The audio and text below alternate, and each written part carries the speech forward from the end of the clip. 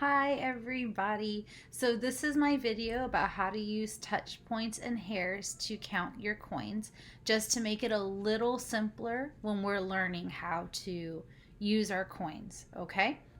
So behind me I have our board and I have our large coins set up, and I'm going to show you how to add touch points and coins to your hairs to your coins, okay? So the first one we're going to work with is our penny. This is the front. This is the back. This is the front. This is the back. And always say hello, Abe, every time we see the back, okay? So our penny is worth 1 cent. And as a gentleman 1 cent on his coin, we always give our 1 cent coin a hair, okay? So the way we're going to give this a hair is we're going to get our pencil and our paper, and we're going to draw a line coming out like that. See if I can make it a little bit darker for you. One line coming out from it like that, okay? That's our hair, and our hair always means count by 1, okay? Count by ones. Our next coin is our nickel. This is the front. This is the back. This is the front. And this is the back. We don't have any little friends here, but we can say hello. So a nickel is worth 5 cents. 5 cents. 5. So when we use our nickel, it's going to have 1 touch point, because that means count by 5 one time. So to give our nickel its touch point, we grab our pencil and you put 1 little dot in the center. And that means count by 5 one time. So now if we're going to count our coins, we would always start with a bigger coin. For now, we're pretending these two are not there. So we have a nickel and we have a penny. We know that 5 is greater than 1. So when we're counting our coins, we're going to start first by counting our nickel. So I would say 5, and then I would start counting by ones. 6. So all together right now, I have 6 cents. Okay? So next we're going to look at our dime. This is the front of our dime. This is the back of our dime. This is the front of our dime. And this is the back of our dime. Our dime is worth 10 cents. Okay? 10 cents.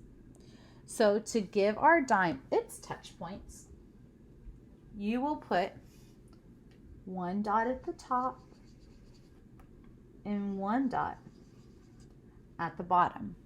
Okay? So for this coin, you can either count by tens, or if you want to use the points to make it a little easier so you don't forget, you can count by 5s as well. So now we're going to count these 3 coins, and we're pretending this quarter is not here. So now that we have our coins, we have 10 cents, 5 cents, and 1 cent. We always count first the coin that has the most, okay?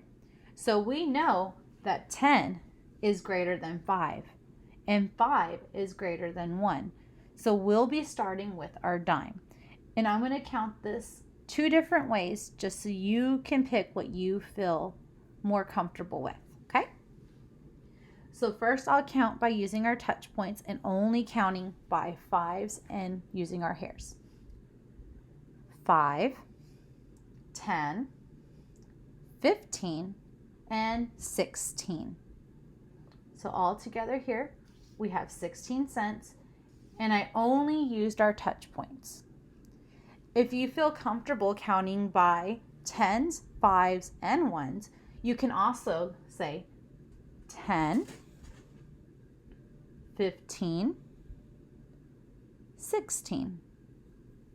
Still, we get 16 cents all together here. Okay? And last, we have our quarter. Our quarter front, our quarters back.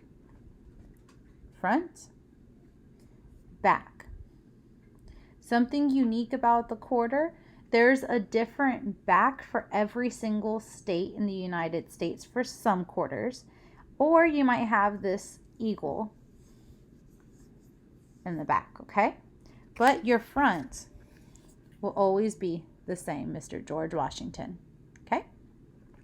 So to add touch points to our quarter, we have to remember we have to count by fives to 25. So we have a touch point on each corner.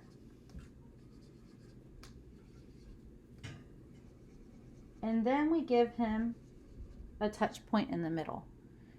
All 5 of these touch points count up to 25, okay? So again, we're going to practice counting using our touch points, and then I will count by tens, fives, and ones, okay?